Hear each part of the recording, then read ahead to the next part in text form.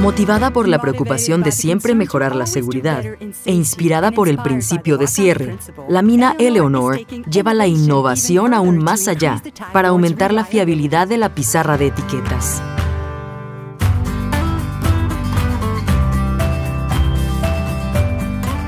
Présentement, j'ai deux objets dans mes mains. Il y a ma badge d'identification personnelle avec mon nom ainsi que la compagnie pour laquelle je travaille d'indiquer dessus.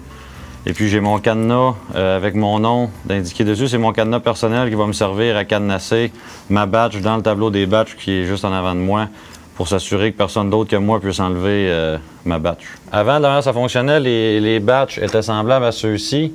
La seule différence, c'est que sur un tableau aimanté comme ça, mais il n'y avait aucun compartiment. Il y avait seulement sur un tableau aimanté les différentes sections de la mine. Les mineurs arrivaient, ils apposaient leur batch sur le tableau. Et puis avant le dynamitage, on vérifiait, s'assurer qu'il n'y ait aucune batch présente sur le tableau pour autoriser le dynamitage. Sauf que même s'il y avait des batchs sur le tableau, on était quand même capable d'avoir accès à la clé de dynamitage.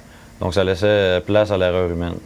La revisión de la pizarra de etiquetas es una iniciativa de los empleados de la mina Eleonore, destinada a mejorar la práctica cotidiana y a aumentar su seguridad. La pizarra nueva es el resultado del esfuerzo aplicado y concertado.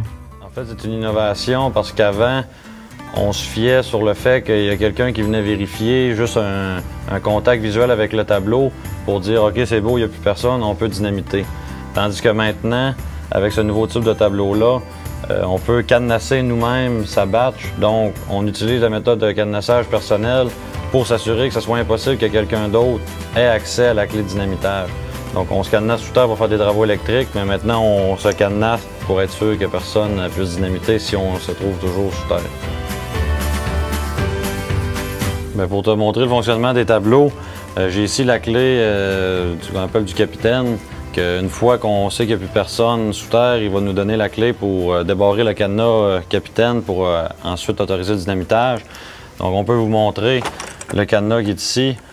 Si on le débarre, là, puisqu'il y a déjà des gens qui sont sous terre, ça prouve que physiquement c'est impossible de retirer le cadenas. Ouvrir le tableau pour avoir accès à la clé qui est ici, qui va servir à débarrer le deuxième cadenas du capitaine. Ensuite, si jamais il n'y avait plus de batch sur le tableau, on serait capable d'avoir accès par en arrière à cette clé-là, qui nous servirait à débarrer le deuxième cadenas du capitaine pour ouvrir le tableau, avoir accès à la clé, nous servant à débarrer le troisième cadenas, qui va faire exactement la même chose. Il va y avoir une clé ici qui est cachée en arrière pour débarrer finalement le quatrième. Une fois qu'on va débarrer le quatrième, on va être capable d'ouvrir le panneau, si bien sûr il n'y a pas personne d'autre qui a laissé son cadenas dessus, pour avoir accès à la clé qui est ici présente. Cette clé-là, elle, va nous servir à débarrer le cadenas qui est sur cette boîte rouge-là. Et puis, dans cette boîte rouge-là qui est cadenassée, c'est les clés servant à faire les dynamitages. Ces clés-là sont absolument requises pour être capable d'aller amorcer le dynamitage au puits d'exploration. Tant et aussi longtemps qu'il va rester un cadenas sur les 4 tableaux, il va être impossible physiquement d'avoir accès à ces clés de dynamitage-là.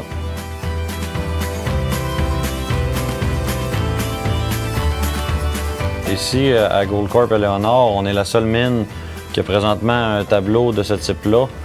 On a un élément santé-sécurité nettement supérieur à d'autres types de tableaux. Les avantages de ce genre de tableau-là, le premier étant que les gens, en mettant leur batch et leur cadenas, il est physiquement impossible d'avoir accès aux clés de dynamitage. Un deuxième avantage en santé-sécurité, si jamais il viendrait qu'à avoir une urgence sous terre, donc un incendie, une inondation ou quelque urgence que ce soit, puis que tout le monde va dans les refuges. Une fois que les gens arrivent dans les refuges, ils vont contacter le sauvetage minier pour aviser qui est dans le refuge, et puis on va prendre une liste des présences. Ensuite, en ayant une liste des présences de tous ceux qui sont dans un milieu sûr, on va être capable de cibler sur le tableau ceux qui sont dans un lieu sûr et ceux qui ne sont pas encore rapportés. Avec le sauvetage minier, on va essayer de déterminer dans quel secteur de la mine qui pourrait être pour ensuite pouvoir aller les chercher pour les ramener dans un endroit sûr. Tout le monde est plus en sécurité sous terre grâce à ce type de tableau-là. Très efficace comme processus. Tant aussi longtemps qu'il va rester des batchs sur le tableau ou un cadenas sur le tableau, on ne peut pas dynamiter. Ça, c'est ma clé qui cadenasse ma batch en haut. Je suis en sécurité. Por lo tanto, se reconsideró y mejoró enormemente una práctica usada de manera amplia y tradicional en la industria, mediante una innovación simple pero rigurosa que toda la industria minera podría adoptar.